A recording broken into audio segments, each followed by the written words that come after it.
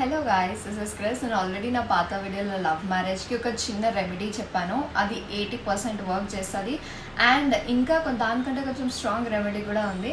So అది కూడా చెప్పేస్తా. అదేంటి అంటే, మీరు సాటర్డే రోజు ఒక చిన్న తేనె సీసా కొనుక్కొని ఒక చిన్న బాదం అందులో వేసి మళ్ళీ మూత పెట్టేసేయండి. మూత పైన రెడ్ కలర్ క్లాత్ని కట్టండి.